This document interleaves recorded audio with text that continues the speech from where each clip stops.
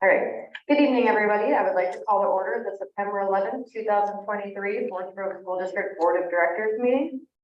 I'd like to do a roll call of board members present. I am present. Here. Here. Right here. Perfect.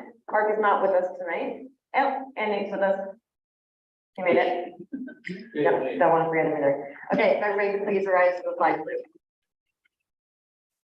I pledge allegiance to the flag of the United States of America and to the republic for which it stands, one nation, under God, indivisible, with liberty and justice for all.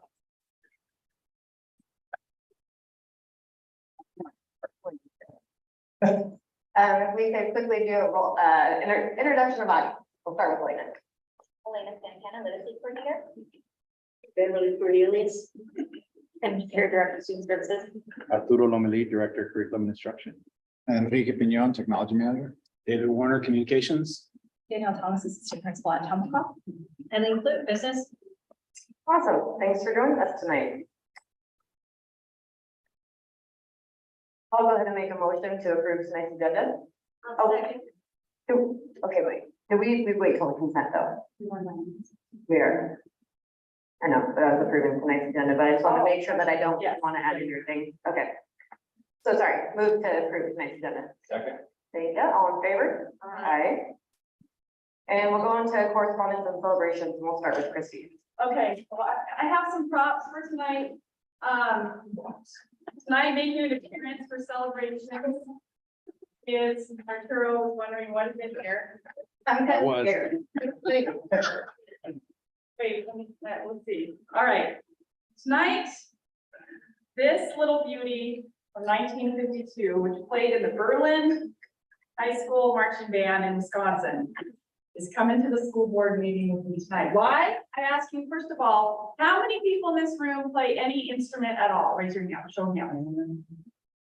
Just one in the audience? For real? Most of the board? Okay, okay. So the reason I have this trumpet out, I haven't actually. That's the only note I currently can play with the trumpet, but the reason I went and got the trumpet. It's supposed to be a C, but yeah, just a little bit on flat. It was definitely flat. I was at the football game, my first Forest Grove football game. Dave was there, Dave and I were on the 20-yard line, and I noticed how great the band sounded. To the point where I was actually surprised how great. I don't know if I had low expectations because when I was in the band, we didn't sound that good. But I went up to talk to Stuart, and I think it's Schlazer, who's the band director, if I'm saying that correctly. And introduced myself and just complimented the band on how they were doing. And he talked about how they've been working so hard to recruit and get people there at the game and what an impact it's had. And so I wanted to also give a shout out to the drum majors. I think it's Micah Ochita and Connor Schwartz. Both of whom were able to get that band just in line with the plays and just loud when they needed to be, quiet when they needed to be, so authoritative. And so I want to celebrate that. And Stuart mentioned, since I was up there, that anyone that actually has ever played an instrument before, and now we know she's on the record and we're on the record, that on the October 12th, I think it's the homecoming game, there'll be some communications coming out that the band is going to invite anyone in the community that has played before to come and practice with the band and show up at the game. Now, on October 12th, full disclosure, I think I'm going to be at a conference that weekend, but if I'm not, of course I would practice anyway. But just to kind of celebrate the band, get the word out, and those of you that know people who know people with instruments, that's happening. So that's my first shout out. And then Dave and I were standing with one of the dads, Felipe, and his wife, and they were watching number 51, Oscar Mendoza, on the O-line, fearless. So I'm recognizing Oscar's fearlessness because against Oscar, the person in front of him on the O-line was 6'8". was a very strong-looking defensive lineman, and Oscar just had no fear. Was all over the field. It was pretty impressive. We also saw a really good pick six. But you look around at the parents down there and just a thank you to those parents who all those years, this one knows it for sure, bringing their kids to those games. And as I was entering the field, there was a parent, they were bringing their little person with them who was in his little football gear. And I told Davis, I said, he was looking over to his mom and he said, I'm going on that field tonight, Mom. I'm going to be going on the field. And he was so excited. And so we know that early engagement and all the work that those parents do early on to keep their kids engaged is huge. And I'm just still going. There's more things. One, a staff compliment to David Warner for really good communications that we get. I don't know if people know, but each week he curates, well, you guys all know this, but people that don't know, he curates a really nice selection of things that are current and happening locally and regionally and nationwide, and sends it to the board so we can kind of keep in the know. So really appreciate that. And finally, this is a mystery. Someone will be able to answer this. At the staff barbecue, when I was coming in from the parking lot, there were a group of teachers, and I'm guessing it was elementary. I can't say for sure. And they had these giant sunglasses on, just those giant extra ones. And they were so excited in the parking lot, and they were gathering their staff together, and they were getting their friends coming out and celebrating the fact that a couple of them actually had their sunglasses on. And I actually get the goosebumps now, because as a teacher, it hasn't been back in the fall before. When you see teachers like that heading into a barbecue at the end of a long in-service week, and they're totally bringing their A game and the energy to the barbecue, it's just very thankful for that level of the appreciation they have for what they do and kind of being awesome. So if you do know who those teachers were, I would like to eventually connect. Yeah, we have one of the administrators here. Why don't you tell us what that was all about? Oh, yeah. So I can stay seated, I guess. We spent some time in pre-service talking to our staff about just the opportunity that a new year brings to see students through a new lens. And just like seeing students and who they are and valuing that. And so it was kind of a silly little thing. I think when you walked by, we were like chastising somebody for forgetting their sunglasses. Absolutely. We made somebody go back to their car to get theirs.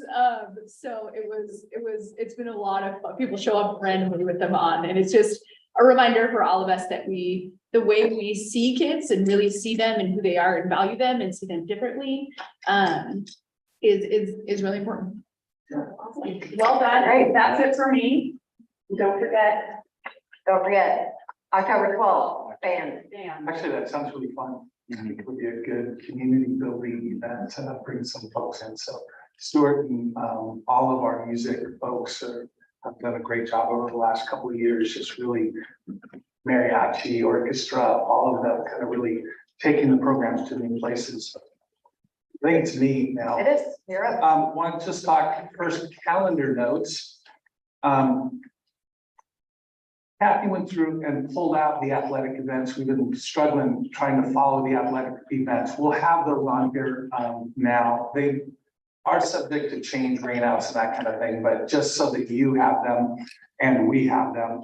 Also want to point out this weekend is corn roast. It starts at 11. I don't have the time yet of when we're going to be on, but we'll be there announcing all of our new staff, and it's such a fun community event. Many of our folks will be 12:15, Dave. 12:15, got it.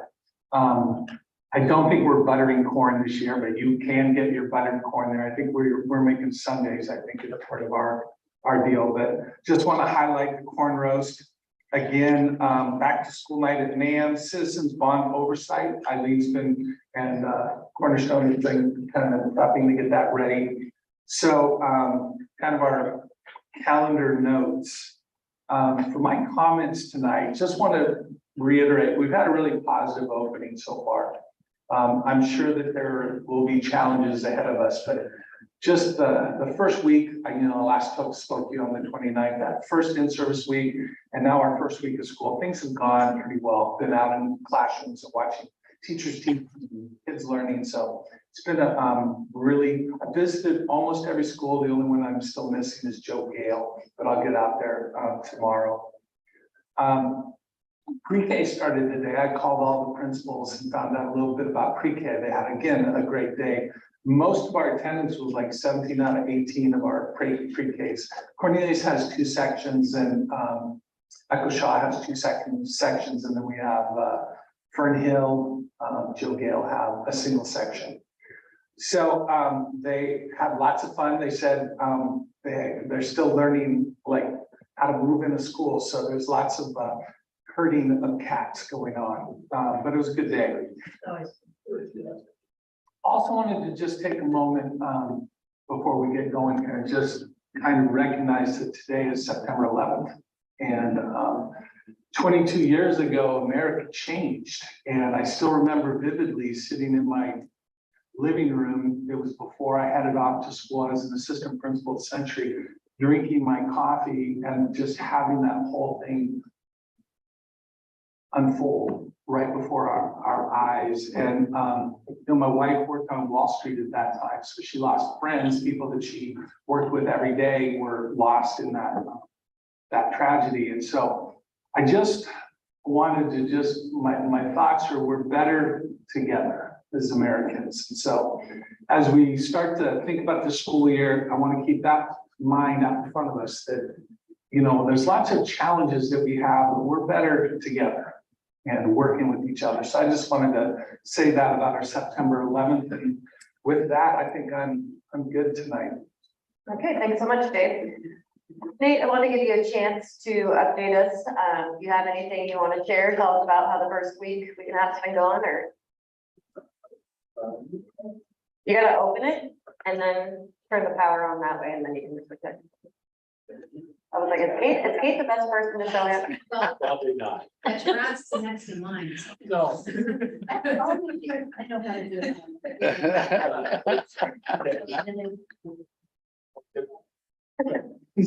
Thank you. Okay. Good afternoon, everyone. Hope we're having a good day. Last Friday, on September 9th, we had our very first rally of the year at Forest Grove High School, and we revealed our homecoming theme, which I'm very proud to present, is Haunted Homecoming. We will have our Forest Grove homecoming week. We'll have a little Spear Week, and we'll have a lot of events and fun stuff. That'll be from October 8th to October 13th, and the dance will land on Friday the 13th. So very spooky, very fun. Today in ASB, we had a guest speaker that was really exciting. There were two people from this company called Communicare, and they are essentially a company that allows us to write grants and to work with nonprofits in order to raise money for programs in our school, and also raise programs for things like Habitat for Humanity and things in the community, which is really exciting. Senior Sunrise, will be at 6 a.m. at Thatcher Park on the 29th. It's also in the calendar notes, so that's pretty cool. And finally, we will be setting up for our homecoming week this next few weeks, and we're really excited to do all that. So pretty exciting times. Great, thanks so much for sharing. That's fun. I like the theme. I'm excited to see some of the outfits that are going to go along with that. Okay. At this time, we're supposed to be having the FGEA, but I'm not seeing. I will double check with Sarah and Vogel and find out where our communication lines got. Okay. But this would be their time. Yeah, this would be the time. And I think in the future, they're going to be joining us and sharing some goings on. Kathy, do we have any unscheduled public experiences? Okay. At this time, I'd like to make a motion for the consent agenda. Do you want to interject for a minute, Christy? Well, I'd like to add a tiny thing to for consideration to the consent agenda. Okay, so this is more of a procedural thing. I'm wondering if we could add to the consent agenda. I called and talked with Spencer today at OSBA because as a new school board member, my questions around, and I've asked this school board has been great, and Dave, about kind of getting me up to speed about where things were, but I called to say, as a new person on the board, what access can I have to past executive sessions and other things that have happened within the past year that we may or may not be still following up with? And he said there's a couple different ways to go about that, and other boards approach that in a couple different ways. One would be the board can give permission just for me alone to have access to prior executive session materials. And then if that is consensus, then that's good. Another option would be, he said some school boards hold several executive sessions. And the school board doesn't really come, but the new members who needed to be able to do that, it's publicly noticed, and then they can come to that session and ask questions and get information. And then the third was if the entire board would like to have an executive session just to have a conversation as a new board. And we talked about in the future, if we had more new members, or all of a sudden we have 2 or 3 new members, that being really maybe a good procedural systemic idea to have in place, where maybe within the first month, there is an executive session held just to have the board and superintendent be able to have a conversation together about past, especially executive session topics that maybe wouldn't be public. So just bringing it to the, I think to add to the consent agenda to see if there would be consensus to any and all of those things, just so that then we could consider when and where that could be possible. So Kathy, do you think that that's what we would do? Can we add that to the consent agenda, saying that we would be fine to have an executive session, whether she can access, and, or that we can have a meeting together? And it doesn't mean that we're We can add it scheduling. to the consent agenda, that right now you're just approving what's on there. I think I'll have to call Dr. Spencer because I don't know, I don't understand what he's saying. He just said it would be a board decision if, which way this board would prefer that happen, whether Right. giving access or does the board We have any. can add that to, at the next meeting to talk to that, if you do that, but I don't think we want to do it now. Well, Just having a discussion about what method we want to use. Right. To bring Christie up to speed in terms of what's going on, so Yeah. I don't know that we need to add it to the consent agenda, but maybe we have a discussion. We just schedule an executive session. Yeah. If that's what we want to do, I mean, I don't know what everybody else wants to do. Fine. I'm fine with that as well. So, They had just mentioned to her that she should add it into the consent. That's the time. Okay, I wish, Just to officially publicly get yeah, the, it would be helpful if I knew that ahead of time, so I knew what actually I needed to do. So I'll call Spencer and talk. Okay. and then the one question I have is, so what's the time period? well, I think in the future, that would be up to this board to decide, like procedurally after elections, when there's new people, within what time period would it be reasonable to Right. hold that? Right now, for me, I mean, just, that's why he gave the 2 options, so he said it kind of depended, like, the board might just want to say, yeah, it's good, we're good with Christie having that access, or the board itself might say, actually, let's just do one together as time allows, and then next, I mean, I don't think there's a sense. No, where I'm headed with that is like, for the last 10 years. Oh, I, no, well, I think it would be, yeah. Well, that's what I'm, That's good. that's, it's like, No, I feels think like it would there's be a- within relation to the goal. So are there things that recently have been done within Right. maybe the last 4 or 5 months that you're still working towards, that a new person, it would be helpful to have some of that background? So I would prefer that we meet as a group, because there would be some debriefing that would go on instead of just reviewing the material. So I think it would be better for everyone if we could meet as an executive session. We would have a discussion about those items. I think I would think it would be more helpful to you to hear the discussion than just the review material. and. Yeah. And I think the only executive session is really superintendent evaluation, is the only one that's coming to mind right now. So, I mean, within the last 8 months, Well, okay. I think, but we can, yeah, I would have to think about it a little bit or two, but that's all I can think of off the top of my head. But that way she could be filled in on the 360 eval and we've already shared that. Okay, well, I feel like one of the things I haven't had, and I haven't been able to talk with the board about, if we did the retreat kind of moving forward. So this is just a chance to sort of check off a couple of boxes, and if there were executive session things, it might be with an executive, it could be a work session. I mean, but I think you can't, if there was anything also an executive session, you can't bring it to a Right, and again, that's where, you know, you could also just say, yes, and school board members should have access to previous exec sessions. So we'd like to schedule an executive session with the whole board, to have a discussion about the items that we covered in the last video. That there. yeah, or 6 months or I I don't, was saying, well, six. Look at the 6 is fine. yeah, I don't know. Okay. Okay. Okay, Kathy, that'd be great if you can help schedule that for us. Wait and see how much. Okay, appreciate that. So now we'll go actually to the consent agenda and I'll make a motion. Okay, Brad seconds, all in favor? Aye. It passes 4-0. Moving forward, we are on to presentations. We are very lucky to get to hear from Danielle Thomas about the Migrant Summer School Butterfly Project. Yeah. Hi. Thanks for joining us. Yeah, thank you. Sure.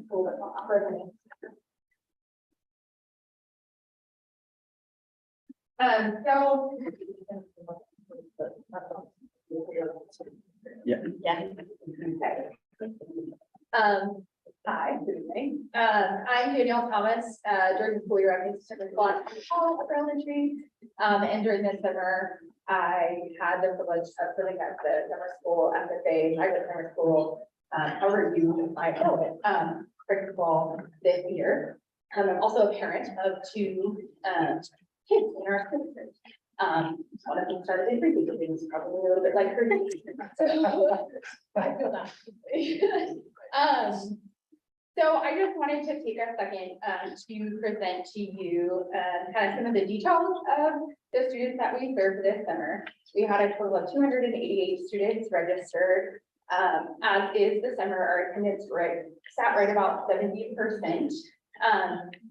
And you can kind of see there the breakdown of that. Those students, 84% were migrant identified, so they received services through migrant education.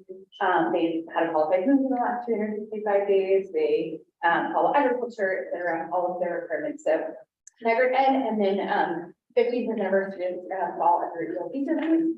Either it's like having attained an alpha level 1 or 2 as their total score, or having not yet been tested in the pre-K and some kindergarten as well.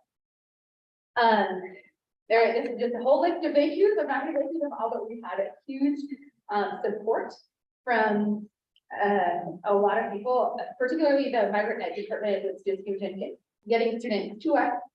Christina Monica as well in person for in collaboration with Washington County. We had a parent open house that had over 120 parents in attendance and really actively engaged in both our presentation as well as then in their classrooms. So then they went into their classrooms and actually, so pre-K was doing senses, their 5 senses, and they made horseshoes with their children. And so they got to actively participate in what their kids were doing in summer school. And after that open house, we asked them to do a survey, and 100% of parents report feeling better able to support or advocate for their students as a result of the summer program, which feels really great in that program. We also, thanks to that partnership with Washington County, were able to have the open house raffle off like some really cool things, like a year-long class to Omni and Get Help Oregon, as well as like family activity tasks. Christina helped us to coordinate. Additionally, Daisy Adivia is not here tonight. We had like 6 overlapping things on our calendars. And she served as the lead teacher, assistant principal this summer, and our kids were together every school day, and they immediately were drawn to each other. They're really fun to begin to build. She was at Cornelius and also begin to build some connection. Our teachers were from across the district. And it's a cool way that our district comes together in the summertime and support our kids.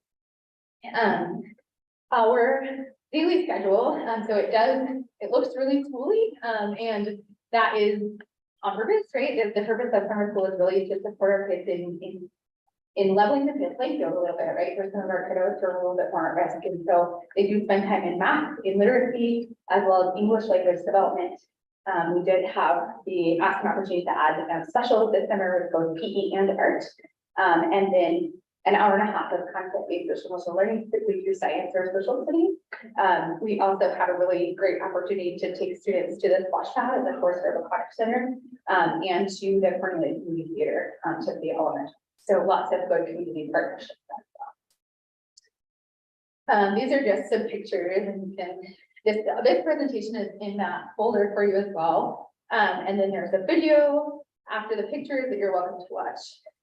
It's about 6 minutes long, so I didn't want to go through the whole thing. Just kiddos learning and having a good time. And again, kind of, yeah, the art PE, this is that video we're gonna skip over. Talks about really, this next piece, which is the monarch butterfly is the only known, butterfly to make a two-way migration. And it's really just a powerful symbol of the students and families served by our migrant ed department and by our migrant summer school. So our art teacher that all you got around, who is an instructional or living instructional assistant at Cornelius Elementary, partnered with the Cornelius Public Library to create the canvases that you see in front of you. Each one was designed by a student in the migrant summer school program with this idea of the monarch butterfly being a representative of that two-way migration that just really felt like our kids could connect to. Yeah, and then the picture up here, if you go one more in UK, I didn't mention, those are actually displayed, those two campuses were displayed at the Cornelius Public Library for during that time. So just really encouraged by their willingness to participate with that. This is a first grade project, which is really fun. And they, each one of those little dots that are kind of hard to see, is where each student was born, what country, what city they were born in, and they range pretty far on the west coast, primarily north and central America, which is a great all the way down into Ecuador, and so just an exciting. As an expression of gratitude on behalf of all the staff, students, and families involved in FFA or Migrant Summer School, I have the honor of presenting a certified masterpiece to the Forest Grove School District Board of Directors as a thank you for our giving migrant education in Forest Grove Department.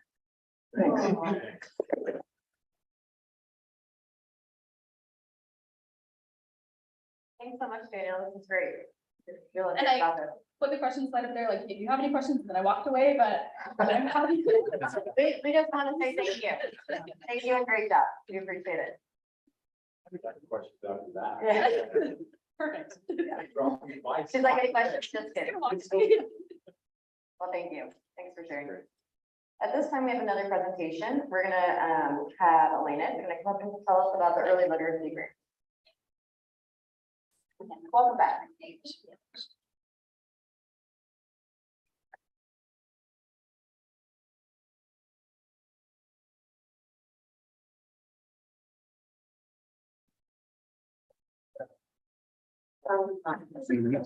No collaboration, not competition.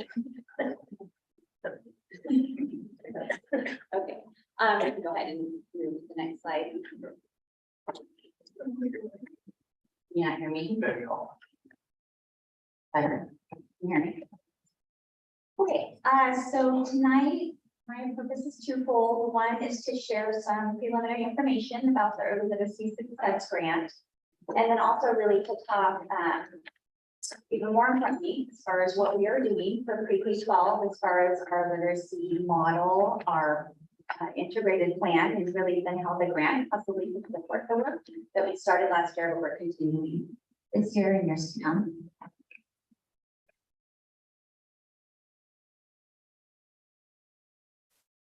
So first off, I just wanted to share briefly, ODE recently released a new framework for our literacy pre-K-12 or K-12 actually.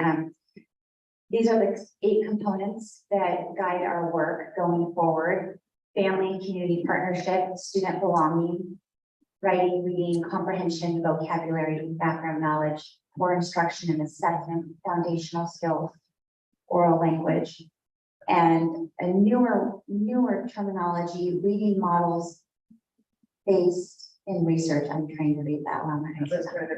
Yeah, wow. Yeah, this is the first time that we've really seen language in our framework that's really referring to evidence-based science of reading. So we're really excited to see this in the framework, and the 8 component, of course, reaching all of our learners. So this is the framework that's going to guide all of our work, and we're really excited actually that our work so far is aligned already very well to this. As far as the early literacy grant, I know you've heard a lot about it. We're very excited about it. In general, the objectives of the grant are that it increases early literacy, and the grant is really primarily focused on pre-K 3, but there are some portion of funds that can be used at grades 3 and 4, or I'm sorry, 4 and 5, to reduce literacy academic disparities, and we're really talking about historically marginalized groups. So we're looking at students with disabilities, we are looking at multilingual students with ELD supports, students of color, students from poverty, those groups of students, to increase support to parents and guardians. And really, when we're looking at this, we want to partner and develop stronger partnerships with our families, how they can support their students' literacy skills and knowledge. And the last big bucket, to increase access to early literacy learning. And that is really where we're talking about not just core instruction, but also strengthening culturally responsive practices. And some of those areas that we know we need to do some more work within. So in general, and speaking just specifically to the grant, right, like our timeline is much longer for our pre-K 12 model and what it actually looks like in classroom system wide. But for our grant, the application is due by January. So the backwards plan from there. The application, and we have preliminary, actually pretty good guidance already coming out from ODE as far as what we need to do, requirements, components, reporting. So we're already looking at that. We have already started reaching out to people that may be of interest to serving on a committee that we're going to start bringing together in October. So that work would run from October through December. In that time, we would come together, do some shared learning, look at data, and allow the data to really drive and inform our priorities, and then to come together as a committee and really hear from different, all groups of people to find out what do we really want to use this grant money for, what's going to be the biggest impact for our priorities. So probably around December is when we would, of course, bring that to the board and then to review what the committee has proposed. And then assuming after we've looked at it a couple of times and feel like we're in the right direction, then we would submit our application in January. So as far as how are we currently aligned to not just the grant, I know that's hard to see on the left, I'm sorry, I'll read over that though. And what do we need to further develop? I want to say that how are we currently aligned as far as the grant, but then what further needs to develop is not just for the grant, this is for what we need to continue to develop for literacy for all of our students.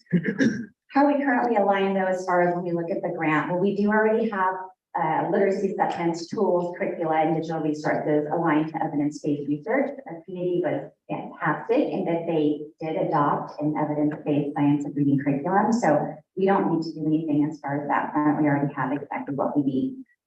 We are currently, last year we started moving forward this year with evidence-based professional learning for teachers and administrators. So do you remember, when was that? Last spring, I remember I can share all of the professional learning that teachers had engaged in throughout the year. We have letters going on, and we have our first cohort that's already well on their way, and we're hearing really good things about that. We have a cohort of administrators that are just starting out letters with the Northwest FGSD. We have instructional leadership learning that all principals are engaging in with our CNI and student services, district administrative office people for the year. So we're really excited. We have like all different kinds of learning going on in different groups. And not just focused on literacy, focused on evidence-based best practice. So we're talking about not just what this looks like in literacy, but science and literacy, math literacy. So it's really good stuff. And then we also have ongoing development in our transition from a pre-K 12 RTI to MTSS model. So while we don't have our MTSS model fully developed yet, we know we're still definitely working towards that. And part of that is that we have supports at every level for kids. And so how do we need to further develop that? That kind of leads into what we have here on the right side. We still need to develop our core instruction. We still need to work on strengthening that. So not just core instruction for all, but rigorous grade level core instruction for all of our kids. Targeted supports for focal student groups, including students with reading difficulties and dyslexia, and ongoing professional learning on current research and evidence-based literacy practices. There's a lot of other stuff happening, but those are the big buckets. So who, for the grant, who are we asking to be a part of this committee? We are right now identifying and asking who's of interest, who would love to serve on this. We will be reaching out, and we already have started talking with some local experts. We'll be asking board members, teachers, specialists, students, principals, district administrators, and person. A lot similar to what I think of when we started the adoption for the literacy curriculum. And that worked really, really well, and that seemed to have a good representation. So it won't be as big of a committee, but definitely are starting to reach out and see who's interested, and then we'll start that work in October. That's it. So questions?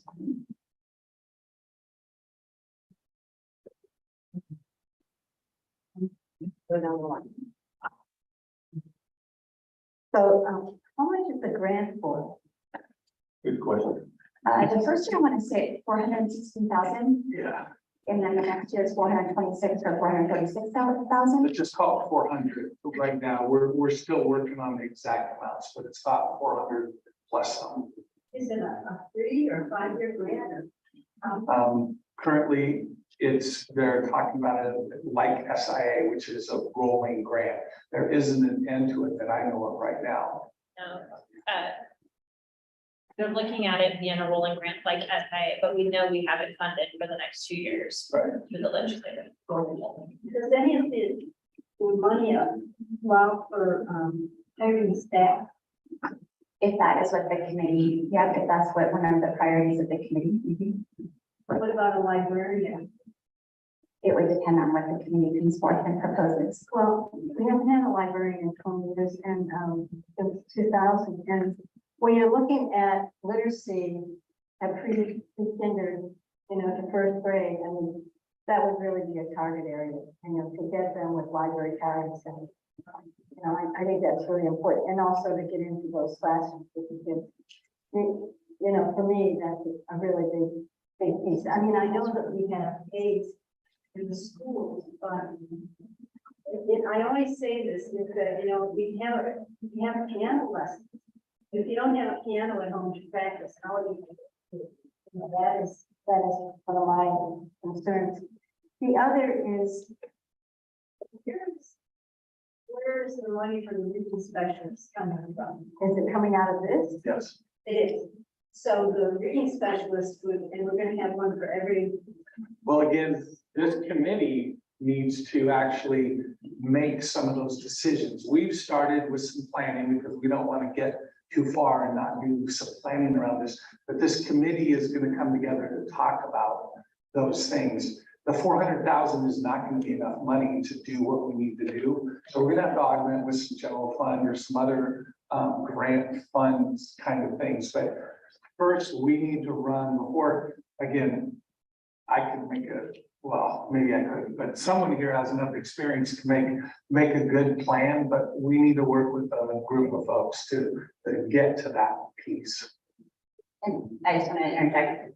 The objectives for the grant, these are summarized, right? So I can share with you offline some information that gives some specifics, but this will kind of be this will be our North Star, right? So when we think about priorities for the grant and then what's going to make the biggest impact, because at the end of the day, this money is to help kids read and read well, and then critically understand and think at high levels. So to increase early literacy, to reduce the academic disparities, to increase support to parents, and to increase early literacy overall. So we're going to be looking a lot at classroom impact and just how that is best used. So, I don't know yet what he's going to bring forth as the priorities, but that will be what guides our work as far as what we need to meet. So, the reading specialist, part of them, the money will come out of this pot of this grant, right? And do we have a definition, an outline of expectations, what we want from our reading specialists?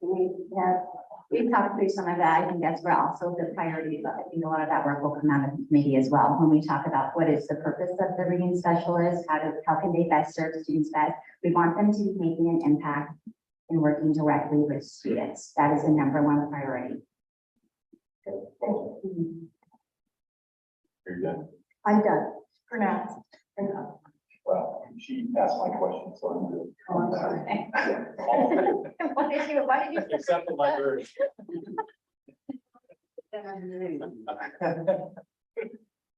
So my question was, and you mentioned, the teachers who were here, that must have been one of my first meetings, because I don't remember that presentation, and I talked to, that was, so.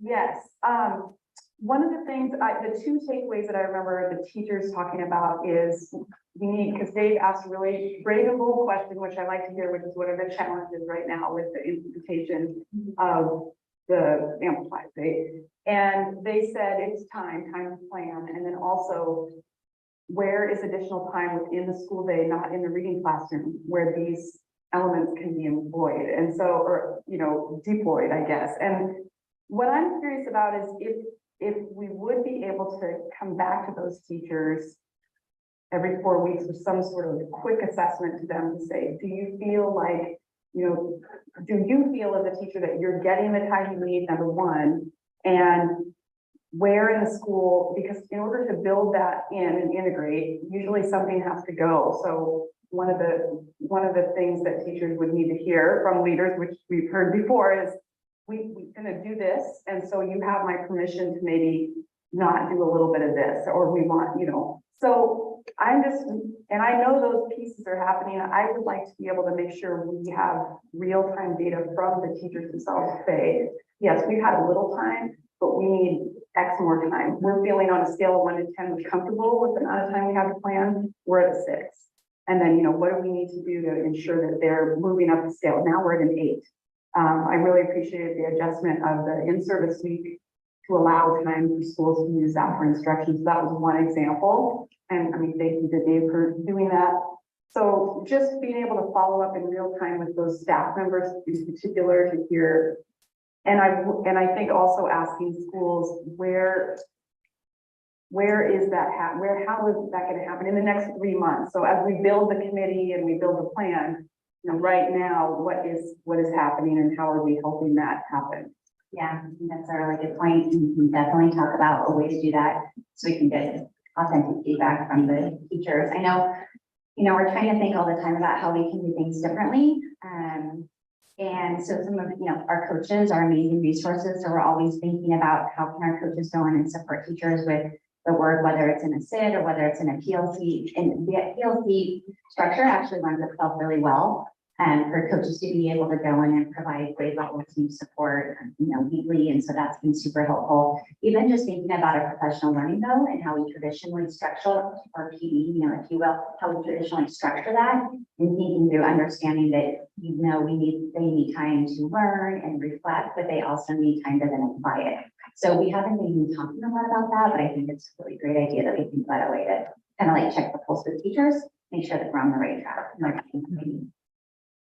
And then my other question was again about the committee itself, and you mentioned multiple people some people who are interested and other people that you're reaching out to that you know, I didn't hear what are you envisioning for like that type, is it a large committee, is it 10, is it 8, is it, you might bring maybe some framework and say, give some thoughts or how? Yeah, I think we were kind of, you know, thinking about trying to keep it, I mean, I think probably about half of what the adoption committee was. I think we were thinking about 20, 25 people. And so get some local experts, ask, you know, some board members to represent, ask some specialists to come in.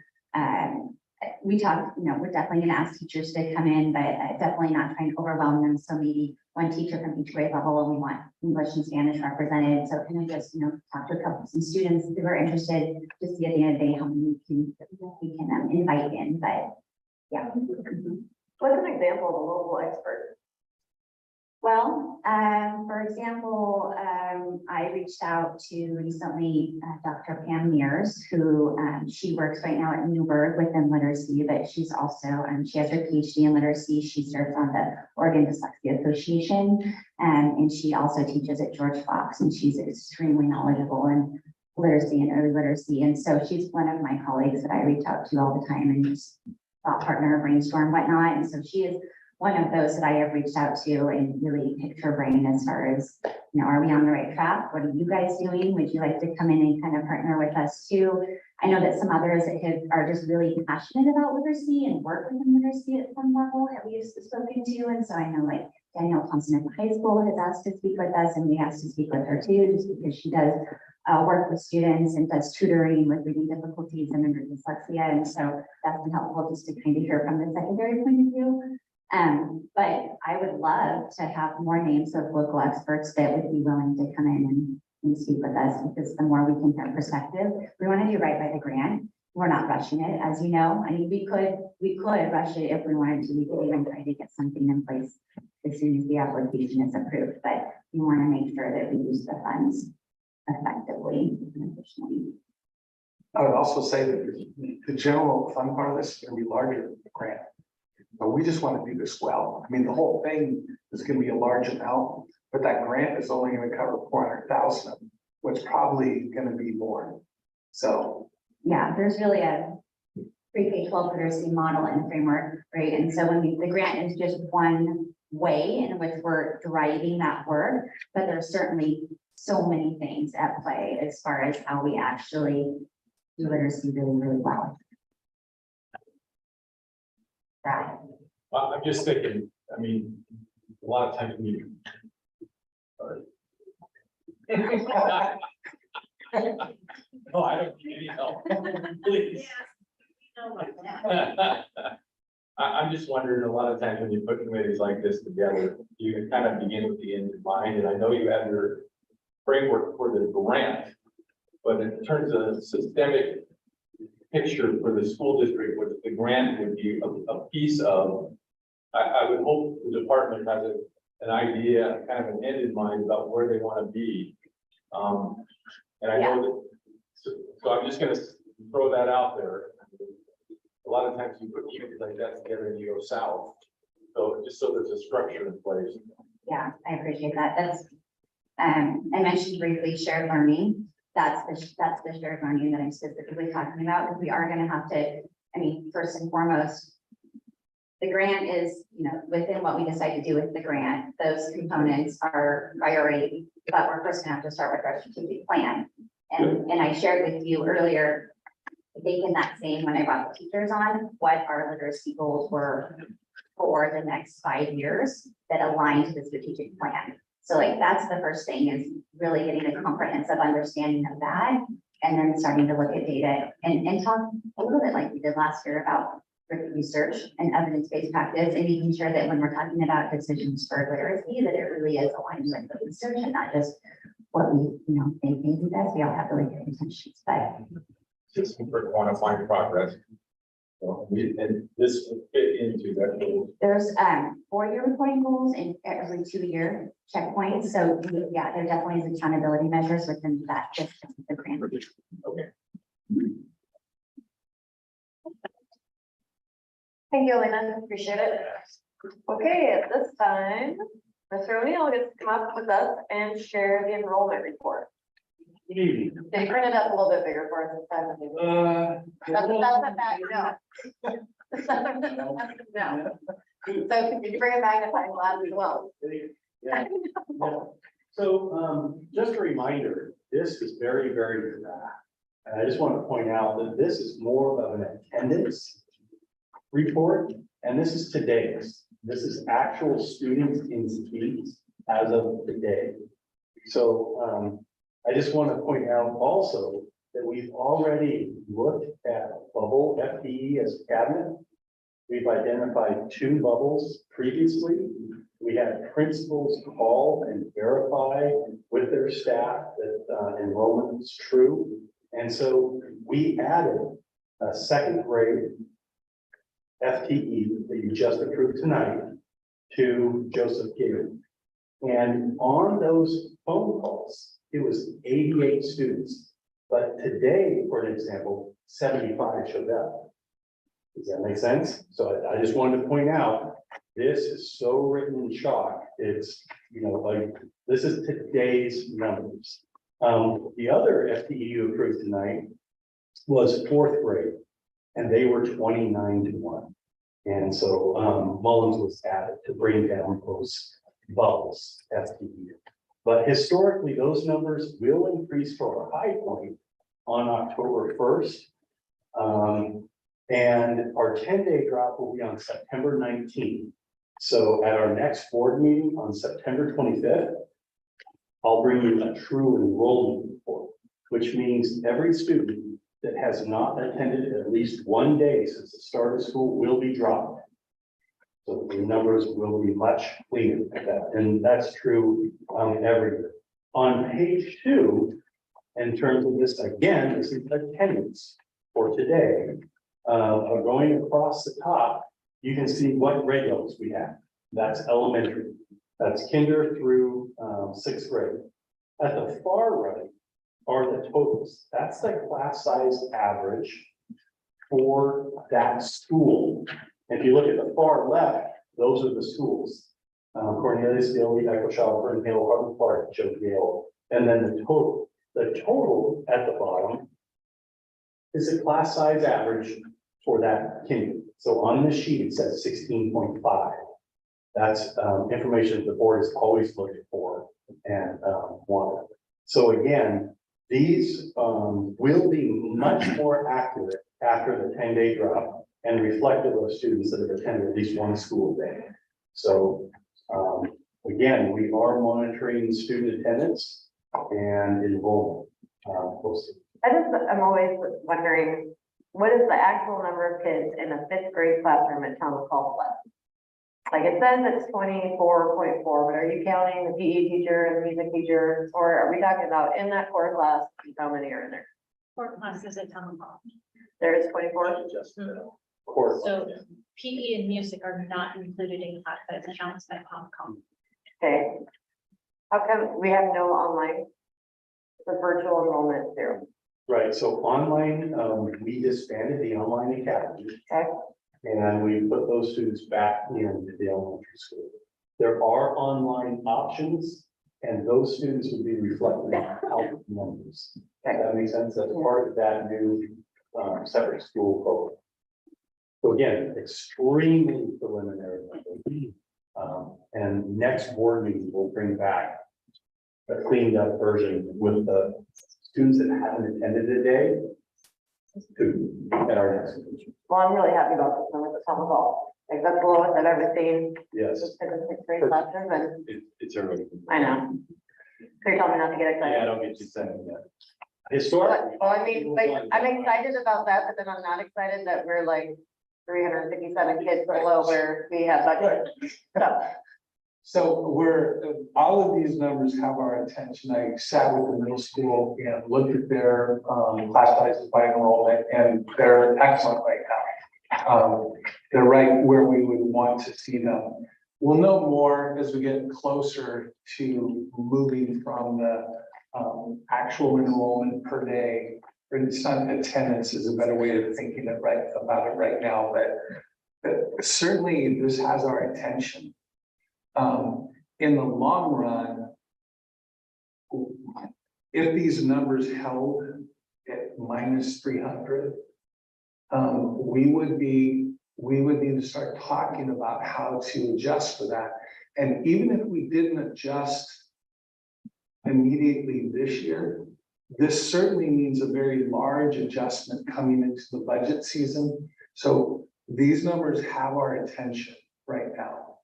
And as we get a little bit closer to really understanding what that enrollment is, we know what the enrollment is. It's how many 10-day drops we have from that enrollment. So we're looking at the attendance, we're looking at the enrollment minus what we think are the 10-day drops, and trying to figure out exactly where we're at. Are we happy with K? Kindergarten? K is really low this year, as best we can tell. We we budgeted K to be the same as the prior year for staffing purposes, but based on the birth rates, we were expecting it to be lower Okay. anyway. Okay. This is significantly lower. But we were anticipating a small drop. I guess that was kind of my point, it was really low. So, okay. I will say that kindergarten, they're pretty renowned for parents enrolling late. But we'll see. We don't know how that's gonna play out. There's also a lot of sickness going around right now too. Yeah. So looking at attendance, is pretty hard. Compare that to enrollment. More to come, more to come. Sure. So it looks like Billy has a big number, 2021 enrollment. probably maybe a couple more shifts there, maybe, you know, no shift, but I'm really glad that we didn't do a K one. Yeah, one, yeah, but not split one. Count number usually start out low, right, in September, Yes, and then they increase. yes. Yeah, because last year we were up to what, 180, something like that, you did a great job of increasing it. So that number will. So I met with Tim today to talk about this exact thing. Right now, he's at about 90 students in the fall school proper. And he's got about 40 students who will come on online. There's a group of about, it's between 20 and 30 kids who are in discovery, who after 6 weeks here will then join into that, and they'll start up another discovery. So he thinks that there's about 2 more times that we'll be adding a group between 20 and 30. So he's figuring if he's 90 right now, he'll be 110, like 130 by the time we end of the school year. So he's thinking he's again going to be in this kind of 170 kind of range total, but there'll be like 2 more of these increases that happen. Yes. So the numbers, the adjusted FTE for the high school in calc and Nance versus the ratio. Yeah. I can hardly read that, what that is, but 21.8, is that, So in secondary schools, not every teacher, because you have a prep period, not every teacher is teaching. So to calculate an actual number, like we staffed it, for them, it's the 21.9. That's what we're paying for. But the actual number that you could expect to see in the core class would be 29.8 because of preps. And so that's why they do that calculation. Thank you. any other questions?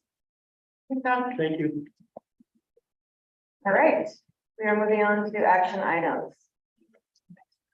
First one is the board superintendent operating agreements for 2023, 2024. When we met at the retreat, we didn't really have any changes to this, and everybody seems happy with it. Is that still how everybody's feeling? Okay, I'll go ahead and make a motion. I move to approve the 2023, 2024 board superintendent operating agreements as presented. Second. Okay, all in favor? Aye. Passes 4-0. Thank you. At this time, Eileen is already ready to come up. I like it. Budget development calendar for 2024, 2025. Okay, so tonight we have for you the 2024-25 budget development calendar presented at the last board meeting. It shows the delivery of the budget message and the proposed budget document on May 9th and the adoption on June 10th. So tonight we're seeking approval of the budget calendar. I'll make a motion to approve the budget development calendar for 2024-25. I'll second. Okay, let's move and second it. All in favor? Aye. Passes 4-0. Eileen, you're back up. Don't go anywhere. You can stay here for like the next 20 minutes. All right, we are on the bond playground. Yeah. I want to see the consensus in this room. Bond playground contract. So tonight we come for you the bond playground contractor, and this, we went and did an RFP because we have several projects that are going to be happening, and our preference is to work with the same contractor through it. They can help us through the planning process, design process, and all the way through the end. The RFP, we got 4 contractors that proposed Cascade Recreation, All Play, Northwest Playground, and UL Recreation. The selection committee looked at the firm's background, similar projects, appropriate resources, COVID participation, their safety plan, claims history, and pricing. And based on all of that, the selection company is recommending awarding the contract to Northwest Playground. This contractor is going to work with us through the whole Cornelius rebuild.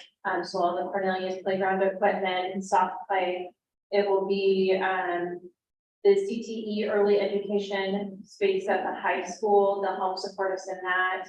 And then there's about $500,000 in playground equipment repairs and maintenance across the district under deferred maintenance. So they'll help us with all of those projects. Okay, any questions, Riley, about that? I'll move that the board of directors award RFP 2023-7 Bristol School District Playground Equipment in Northwest Playground. I'll second. All in favor? Aye. All right, on to number 4, Neil Armstrong Middle School track fencing. All right, so we are looking at finalizing the Neil Armstrong track. And part of that is to install permanent fencing around the track, just to help keep the bikes and, just other equipment and stuff off of the track. It's not gonna secure it so that, community can't use it after hours, but it will definitely, have a couple of access points. It'll create a more secure, lunchtime for, the building that uses that space during the day or PE. So we're gonna secure it all the way around, well, 3 3/4 of the way around and open it up to the back. So the open where the parking lot is towards the building. Kind of there, because we have some security, we're working on the security, safety and security team, and part of that project is fencing. So if we take it to the next step, we would want it open right there, so then we can keep going. So for right now, we're gonna do 3/4 of it. And you're saying that there's gonna be open areas, so it's not gonna be completely fenced in and locked, there'll be like openings where people can walk in. A couple of tests per day. I was curious when I saw this come up, how come we're doing it there but not at Town Hall? How would be pretty costly, but that and Neil Armstrong were investing in a lot more of just higher quality track. Common Hall is more of a community track for community use PE, but we're not doing a lot of athletics and activities on it. Where Neil Armstrong, we're doing more of a competition. Yeah, we wanna be able to have our track meets there instead of Yeah. the high school stuff. So, Okay, I was kind of wondering about that. I think it'd be great if we can get out to the community, like, hey, we put in all this money and we want you to use the tracks, but we'd like you to use them responsibly. Please keep your dogs off them. Please keep your bikes off them. Like, I mean, when I drive by and I see it, I'm just like, we're working on signage. We're already there. I know there's, they just start reading them. The bikes would. I know when you see your friend versus the district with their dogs on the thing, you're like, please. No, I'm not the police stuff. We're hoping the community will respect the investment. but- Yeah. Okay, and I think it's great that, the community will still be able to access. I know a lot of people that live over by Neil Armstrong rely on that track for exercise, and I really appreciate being able to use it. So I think that's great too, but then also having the classes be able to feel a little bit secure when they're actually out there is good too. But I like that. Actually is one particular, issue for us. For the balance, both those needs, for the school and the community. Yeah, I think that sounds like a great way to do it. Any questions on fencing? Okay, I move to approve the summit fence and deck for the installation of the Neil Armstrong Middle School track fencing. Second. All in favor? Aye. Aye. Passes 4-0. Okay, one last thing for you. Budget committee vacancies.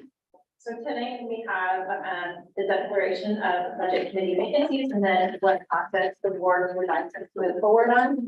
Our budget committee is a committee of the board, so it's, your representatives.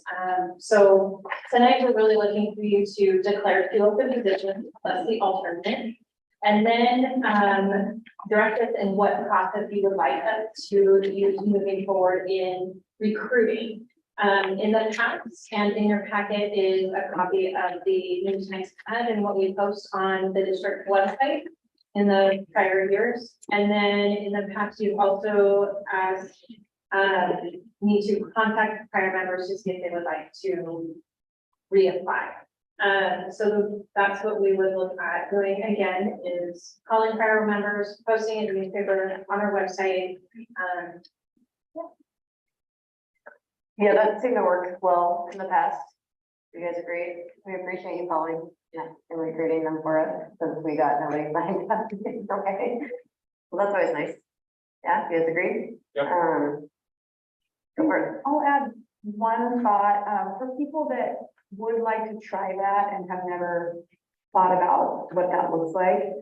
I'm just curious about, I don't know where that needs to happen, but people, it's the same group of dedicated people that sign up. It's very similar to the city. But I'm wondering if we had a goal of having 1 or 2 people that have never served on any committee, like what that looks like. And I don't know where to reach out, but almost if there were a meeting to say, would you be interested in coming to just hear about it, not necessarily be on it? I don't think that would work either. I'm just trying to figure out how we can get people to be able to be inclusive with this. And I think we all know what I'm saying. That has to look different than what we do. So just the news times, Do we advertise them in the school things? Can you send them out to the schools, like the Bear newsletter? Maybe we could do that. Yeah, we can make sure we do that. We have in the past. We haven't. Correct. Yeah. That's what I thought. yeah, but I'm just thinking about people that are sitting there getting the newsletter. They're not, no one that hasn't already been on a committee is going to suddenly feel like I want to be on this committee. It's a similar conversation I have with multiple people about running for school. Lots of people say, I kind of want to do it, but I don't, I'm super intimidated, like, it seems. So I don't know if this is an opportunity to explore communications wise, like, we are not seating that committee, and we have one new person, and when you put it out, like, we need a person from this part of town that never serves on this committee, or I don't know how to do it, but I'd really like to reach for someone to be included. So my wondering would be this, which is, I don't think just putting it out in communication is going to do it. I love your idea of bringing folks together to explain to them, like, here's what it's all about, here's what you do. But I think what we could do is talk with principals about folks who are already, it feels like there's some relationship we need to build here, and have principals kind of touch base with parents who are showing an interest, but maybe haven't served before. And then we personally invite them to like a little meeting where we can just, here's what it entails. A lot of folks, it takes them a while to understand kind of what they're not doing with the budget committee, they're not doing a line item. Look at it, you're really running oversight on the budget as we create it. So I wonder if maybe something like that might be better. We can also shift the language in the ad and in the social communication about, you know, encouraging new members of the community, no experience required, that kind of stuff. So the messaging out there is getting more. Right. Well, or maybe even if we could put it out, if you're interested in thinking about this, something where they could check, and then we actually reach out personally. You know, to people who, to your point, Dave, like principals reaching out to, I love that, because they would know that parent that maybe is ready. Right. But even then, it's like, we'll wrap around you on this one, right? Like, we'll go bring you to the first meeting and we'll sit next, like this, something where it's really, I like that idea. too, Yeah, but- I think also, what's happened since I've been on the board for a long time now, is that usually it's, you know, someone on the board goes out and reaches out, or a staff member reaches out and reaches out to, members like that. And, but we've had problems with getting people on the budget, and so we had to extend it. So, I mean, all of us, everybody in the room can think about somebody that might like to be on the board. And, you know, diversity is really important. So I really, you know, if you know someone, Maria's, it'd be nice to have one.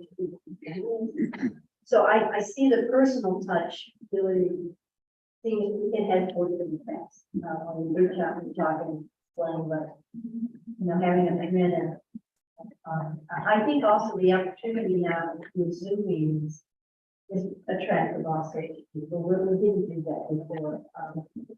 They can get home and then they don't have to go to the car. So we vote. And could we quantify to a person that's asking, how many meetings generally in hours? I don't actually know the answer. Well, It's the calendar that we just approved. but for, well, okay. So you were, yeah, so for someone that just doesn't know anything, you're gonna say at least this many meetings, but that's gonna be this many hours of your time and then you're done, right? Officially and. Okay. Yes, usually the ads do not get anybody coming, it's us that are getting the people to come. Which, I mean, it is what it is, but maybe trying to reach out and asking other people, hey, do you have any ideas or I really like the principal thing, because they would know, and they That's get it from different areas, and Yeah, well, we actually got somebody on the budget committee one time from that, I think, a little bit.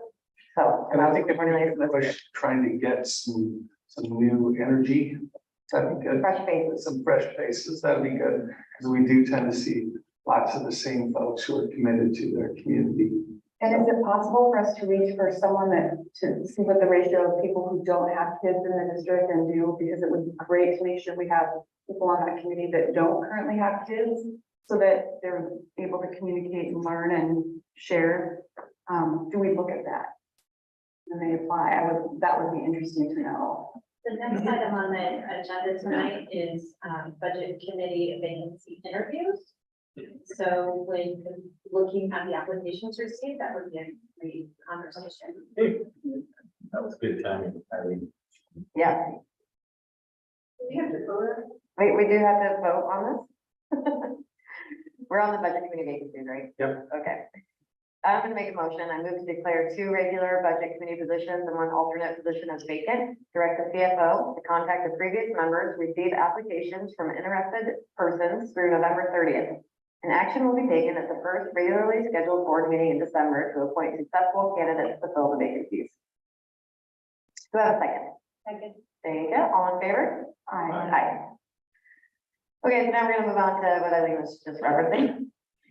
The budget committee interview team.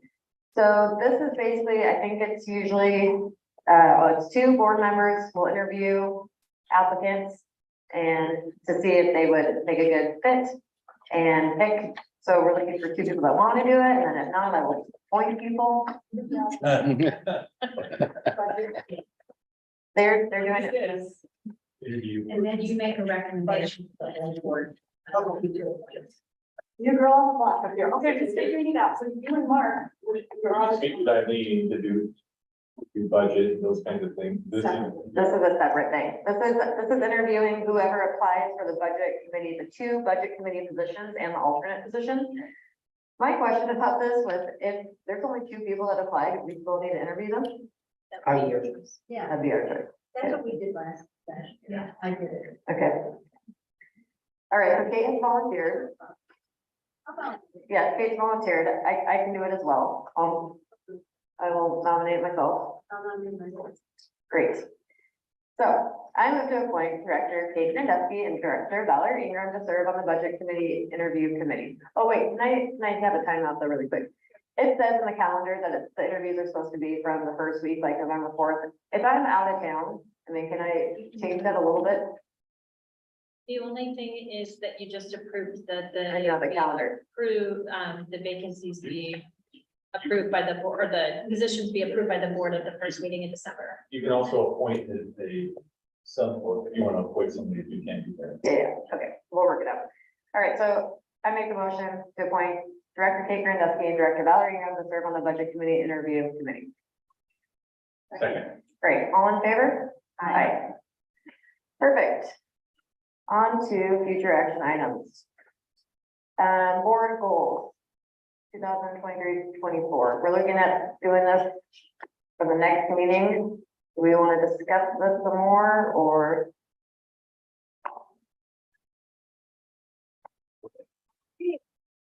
I'm wondering if we might break it into 2 meetings, and if what would be interesting to hear at the next meeting is, and maybe this, again, new person, maybe this happens, but at this first meeting about goals, it would be really interesting to hear if every board member brought maybe their top priority, top 2, and even to hear from staff at that meeting to maybe throw everything on the table. I mean, we have our general strategic plan.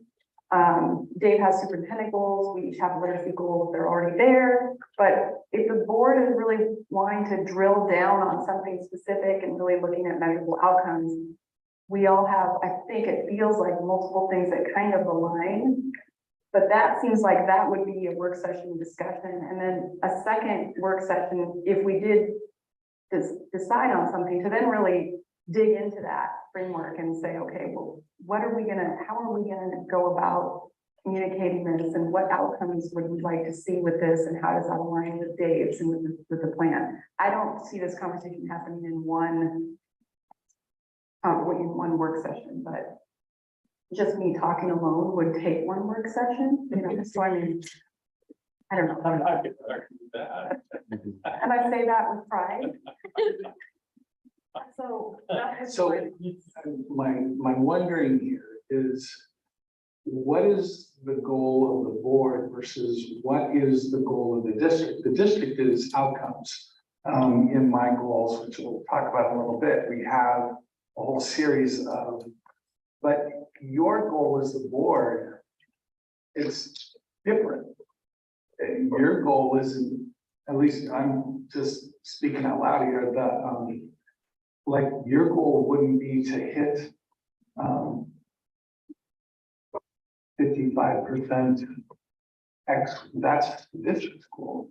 Your goal is how you're gonna manage me and the district's business. That's why I'm just wondering a little bit, like, what does that look like?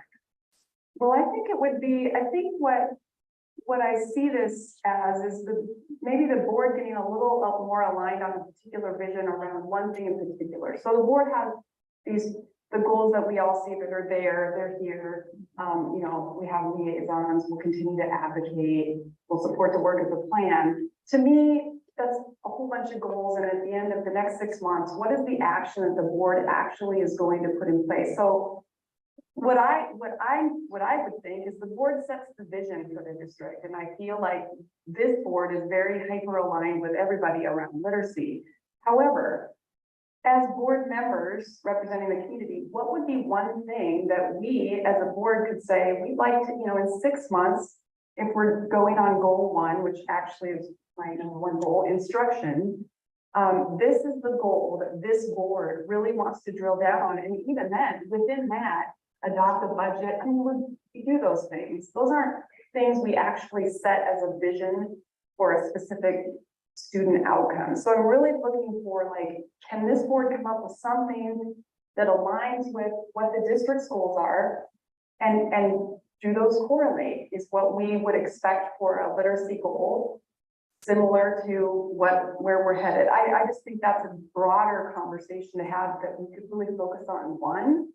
And even with superintendent goals, because I know we're getting there, many of these things are things we will be doing. The safety and security, the goal 3, the resilient organization, we're all working on those regardless of if we set one or not.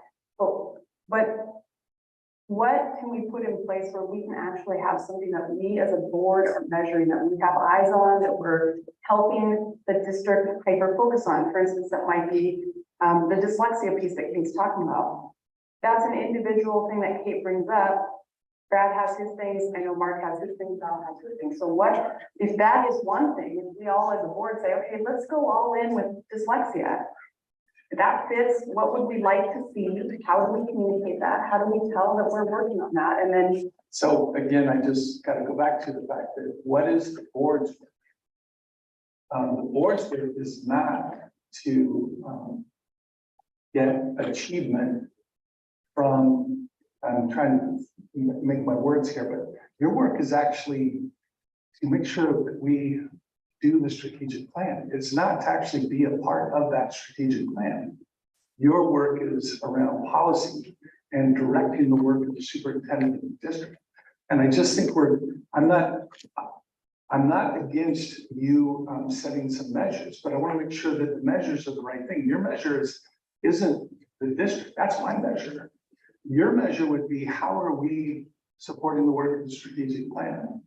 How are we ensuring that we have a budget that is going to be able to do the things that we want to do with instruction? So I think we're confusing some things here, and I'm just trying to understand what's my work and what is your work for. I don't know. I would just say that our role is to support the strategic plan. And then your role is to provide the leadership to move the district to accomplish this strategic plan. The literacy group is determined how to quantify whether we're meeting that goal or not, or maybe it is. So that's always been the role of the board, is support the budget, to support the strategic plan and make sure that Dave, you're moving in the right direction so that we can accomplish that plan and make a difference for kids. So I'm not, and by reducing, lowering class size, that's always been our big focus, especially since I've been on the board. And supporting, so all these things that we've worked on, put these together, and they really support moving forward with this strategic plan. That's just one of our goals. So I don't know that we want to get in the weeds and determine what, that we need a reading specialist to accomplish. I don't think that's our role, but I think that our role is this broad spectrum of things that we need to be doing to support moving the district moving forward. So I think it's worth discussion because the role clarity is important. So, and I would think that maybe we come back to this and have a discussion about what is it that we're here to do and make sure that we're clear about that. But at some level, I do agree with Dave about kind of the role of the board and the role of the different players in the district. So. Love to hear from the other board members on this. Okay. This is a good discussion. Oh. I mean, my battery died. Very fine. No, it's okay, I'll I agree with Dave. My focus is kids, and doing the best for the kids in our district. But your job is doing all these things. My job is to make sure you're doing the things that's gonna be best for the district, or best for the kids, is how I kind of see it, and that's how come our goals are like this. I don't think I should be measured on specific items. I feel like that's what you should be measured on, and that's what our staff should be measured on, and not per se me. I feel like I should be here making sure that you are aligning with the strategic plan and you're doing the best for our kids, the best for the instruction forum. That's how I feel about it. And I just think we're policymakers and we're Dave's boss. right. It's not up to me to be saying, what is our rating scores and why, and what are you doing about it? I mean, I am asking the thing, but not to be saying, okay, how are you measuring it? This is what you need to do next. That's his job, not my job. And it might just be a question more about what information the board does get, and regardless of if it's Dave or a different person or a different board, the board only sees the information that we get here. And that information is curated and presented in ways that, data cannot deny, but certain data presented to the board can make it seem like this is all fine. And so I guess I'm coming from this point. That is never our point of view. Right. Well, no, I'm not saying that. Well, you did say. Well, It could it could be. So, And I think if we're being really honest, when people watch school board meetings in all places, teachers, and I'm talking about teachers and parents, and I think this school board does a great job of presenting real data. The question would be, I guess the question for me as a board is if our goal is for right now, support programs and strategies that will increase academic achievement. And you are a superintendent, but you are. I think the board's goal, the board's role is to maybe give some feedback to the superintendent about what is a priority for support program and strategy that we would like to see. A focus, so a board sets a vision in some ways. If we set a focus for the literacy program, for instance, or dyslexia, and we don't have measurables. I mean, you've been bringing that up for years, and we still have kids that don't have intervention. Now that you could argue that is because a board did not drill down on that particular piece of the board to say, we really need this this year. We really need all these kids identified. And so sometimes when a board can get focused about one goal, it doesn't mean you're micromanaging, but it helps a district have a direction. And so that's my question is, do we have a direction or are we just, It's laid out in your strategic plan, and that is my job. What I would say is that just so that you know, one of the things that we work on at CATL is a calendar, because there hasn't been a regular, like when we're doing our language arts and math assessments from September 14th to the 29th, Well, when do you automatically get information about that? So what we did in cabinet is sit down and actually lay out specifically where you're gonna get information about our local assessments. When you're gonna get information about the safe and healthy schools. That's only given once a year, but there's still, it's like, you should have a calendar so you know when you're getting this information. So, that's one of the things we've been working on kind of with the requests that you make, Christine, is to try and systematize that. But there's work, the strategic plan, which is what is guiding our district's work. That's the work. Your job is to ensure that I am doing that and providing you the information you need to be able to determine that. Curating, curating is the wrong word, because that makes it seem like we're changing the info. We're not trying to hide anything. Our kids are behind us that every single time I've come up here, we have work to do. But again, if you're not trusting the information that we're giving to you, that's a whole nother problem for us because it's the only thing I have. And again, I don't know, I'm just struggling with where I think we're not staying in the correct lanes, the lanes I need to be in as a superintendent, and then what lanes the board needs to have here. But again, I'm open to discussion on this. Well, and I'm not disagreeing, and I don't want to have the narrative be that I'm not trusting. Right. My point is, as a board member, you only get what comes to the board. We're not going into schools and talking to teachers. We're talking to people on our own. But the only information we receive on the effectiveness of a board and the superintendent is literally from the board and superintendent. So when you hear, it's maybe just a goal around maybe finding more complete information. Does that information that we're getting match up with what the teachers are saying? We know from the climate survey last year, it did not exactly. I think we were pretty transparent about that.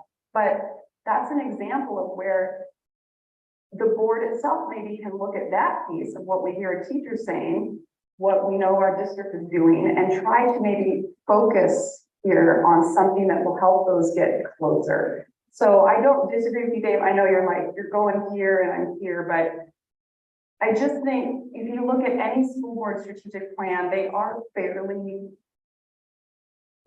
ChatGPT-ish, but also they're very, you know what I'm saying? Like resilient organization, ready for career. I mean, look across the nation, those are what strategic plans are. So my question is going to be, as a board, that strategic plan is broad. When we have the goal discussion, can we maybe just get a little bit more narrow?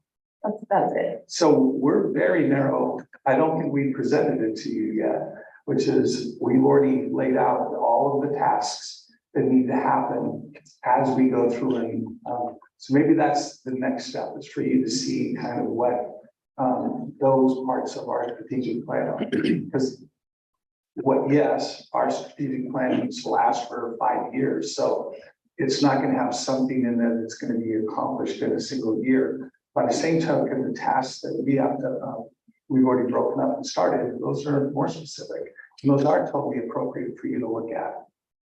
I like this idea of the calendar, and what I'm most happy about is that hopefully then it will be ongoing, and Right. next year we'll be able to say, okay, where were we last year? And this is what the numbers show, and this is where we've grown or not grown, and we just stay on that path, and then we would have more data, I think, that would see what's going on, or specifically, if we have specific on the calendar. Yes, and the climate and culture, where you will get information from our teachers, from our classified folks, and from our parents, and from our students. We've got that scheduled for November. Thank you. So all of those pieces, we still have to narrow down exactly what we've done it before. So we have some sample things we used Panorama last year. So we have another sample, but we have to make some decisions on exactly what's going to be in that. But all of those pieces are there and have been there. I mean, we forwarded you on the information we used at the strategic plan last year, where we came up with 4 main goals. I like what you're saying though about a specific goal, like a very detailed, specifically, this is what we want to see and this is what we want to know, because these do seem broad. But I just don't know if it's our goal. If it would be our goal, that would be so specific, or if it would be a goal for him, that would be specific. Well, his goals are, Right.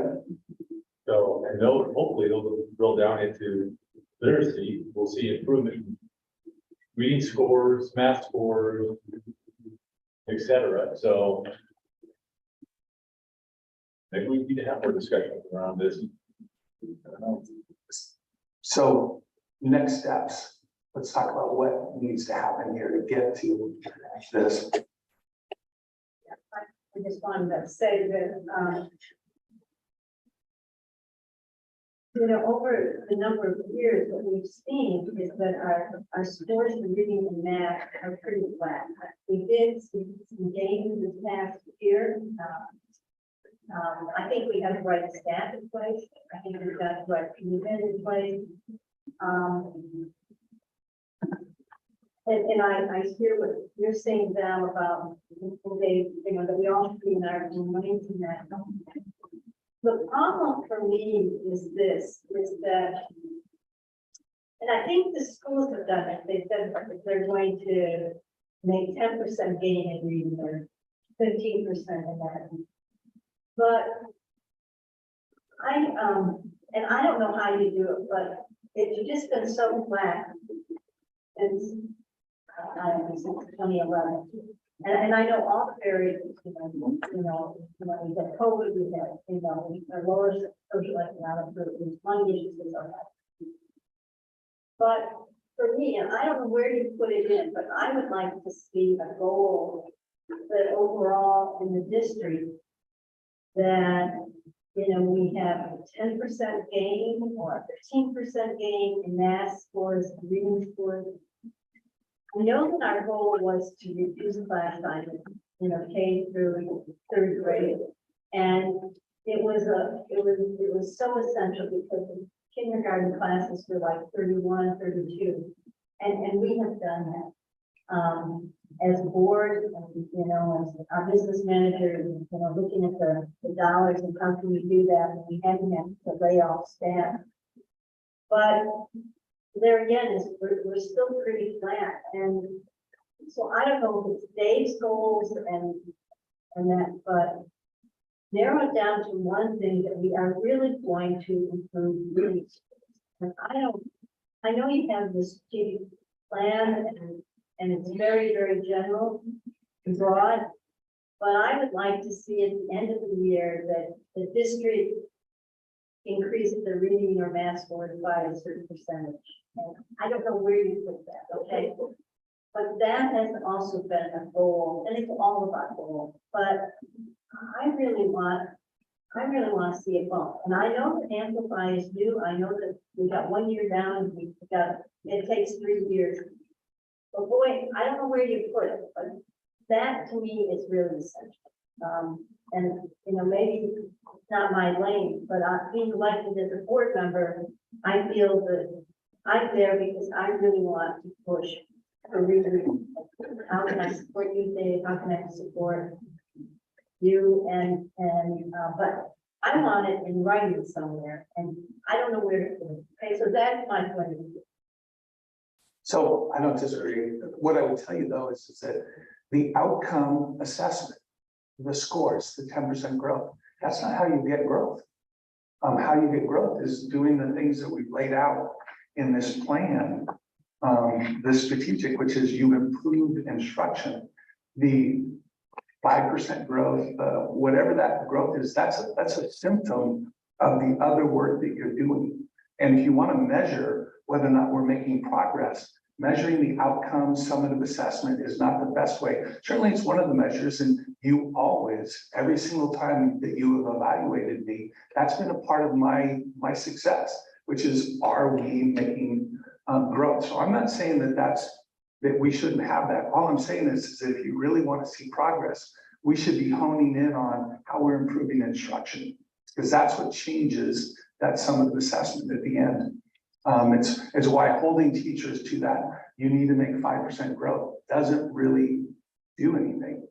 Now holding them to how are we improving instruction, that is how you improve reading. But I can go back and take a look at and give you an outcome assessment. I'm just telling you, it won't be, it's what's gonna happen if we do all the other things correctly. I think we need to do those things, Yeah. but I also think we need to add something. Okay. Okay, so where do we go from here? Do we go over this at the work session before next meeting? We have a work session at the next meeting, don't we? We do. If we have something scheduled in that. We worked on that today, counting, so I will change things. If we need it, we can take it. I think we should change it. Okay. Is that all right? Yeah. Okay.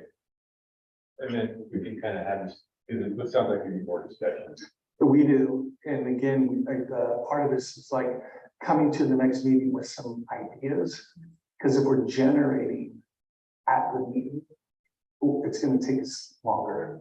So like if we come with some thoughts about what this might be, if you could share with me what those thoughts are ahead, I can prepare. I can prepare to use our time effectively, but, I think we should. That was one of our working agreements. That's like another goal? No, working. We already have that. Yeah. We better. I did good. So yeah, so if you have ideas specifically about our goals, and should I also say about this for Dave's goals? Then please reach out to Dave beforehand, let him know. Or if you have any questions, you can reach out to me or Kathy also before then. And we'll come prepared to make them happen. Make them better. But that's what is that what this space tonight is, to have this discussion? So, Yeah, okay, that's what, but we don't have, we're talking about it, but we don't have, I don't know for sure what I want this to look like. You might know what you want it to look like, but you know, Brad might not, or Dave might need more time to think about what he wants this to look like, or. but so like prior to this meeting, I didn't, you know. Well, we had that Because retreat. I thought, well, we did, and then now we thought about it, and then here we are, and it's on future action, so I thought. Maybe I'm wrong, but the future action is where we discuss like what it will look like on the agenda. You're right, except Yeah, that okay. I think we need more time to just work. But we're not happy with how this looks, right? Right. So, with a lot of the future action items, it's an opportunity for us to come and present what will be an action item down the road, and then for you to have discussion and then time to think. And a lot of times there's questions and thoughts that come up after the meeting, so that we're not trying to take action on it in the same night. But I would also say that, again, as part of our working agreements, not surprising me is a good thing, so that I can help plan the meeting and provide the opportunities for us to have some of these discussions. Some of them just happen, I mean, they're between the boards, so that's fine. But again, I think if we have a little more notice, we can help with this. Like going forward, not for tonight. No. Okay, this is the right. So that's the thing, and that's one of the things I asked about in the retreat is, can we have a couple more times where we have a morning, 8 to 10 on a Saturday, publicly noticed work session, just to have discussions, right? To have everybody here in a discussion.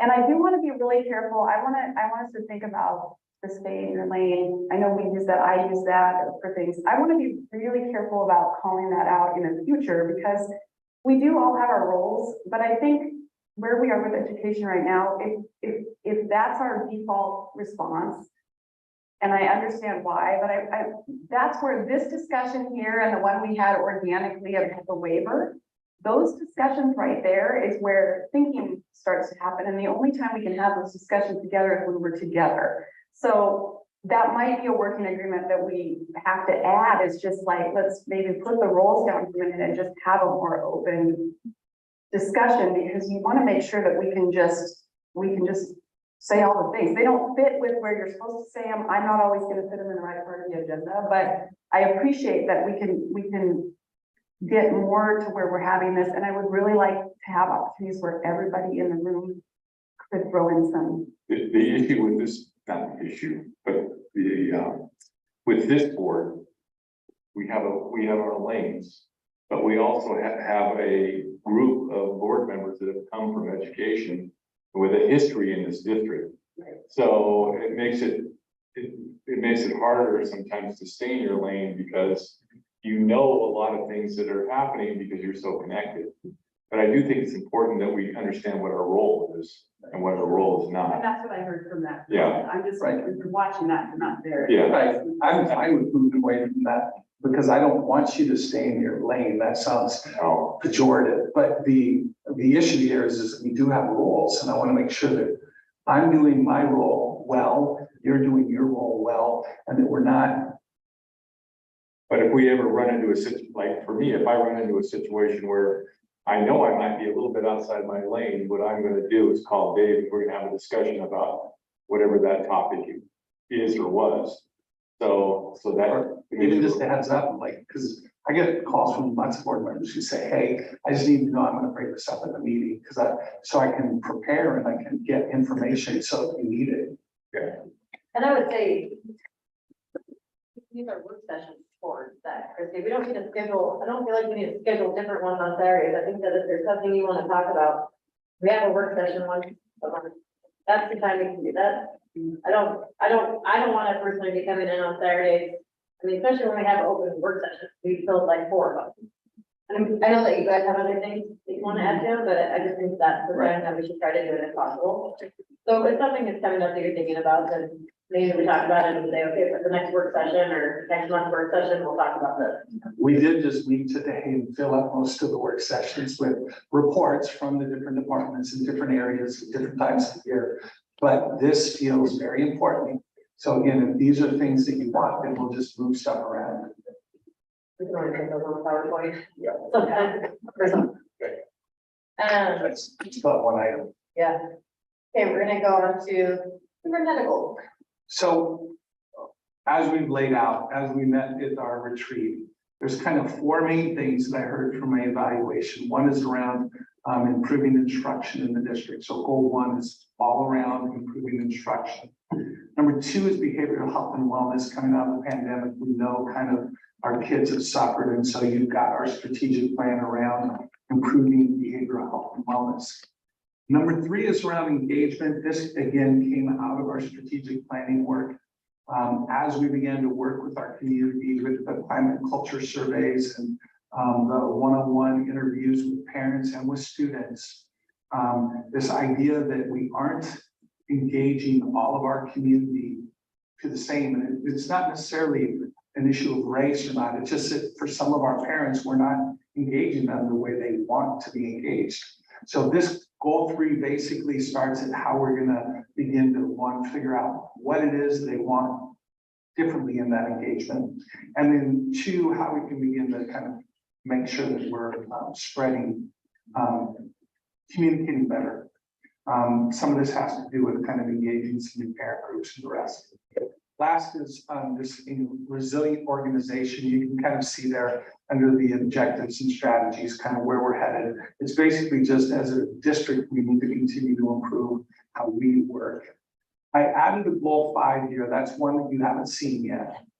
It was just around, there was feedback in the evaluation about visibility in the district and how we can begin to, for you as a board, be able to measure kind of, well, what is my visibility in the district? So I put down a couple of strategies that I will be using to do that.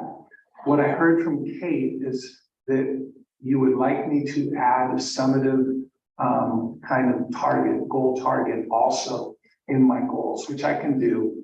But I just want to make sure that's kind of where the board wants to direct me on that. Yeah, I think so. No, for the instruction or the reading for outcome. Right? Yeah, I'm good with that. Yeah, that's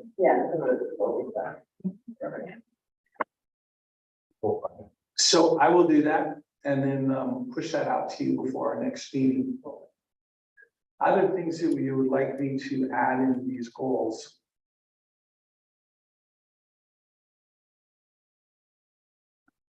First reading, Dave. Yeah, I know. Yeah. If there are other things, you could call him or email him before, a few days before the next meeting and work session. We'd love to. Any other future board items or board discussion? I did meet with Mark Watson today. He is the chair of the Hillsborough School Board. We didn't get a chance to connect. He was down at the West Community Conference, but he came out for coffee to Forest Grove, and we kind of talked about this idea of liaisons between school boards, which I know is one of our school board goals. And he was very excited about that, and wants to come back for coffee. So, yeah, that's great. That is great. Any other things? No? Okay, at 7:16, I will adjourn the meeting. Thank you, everybody.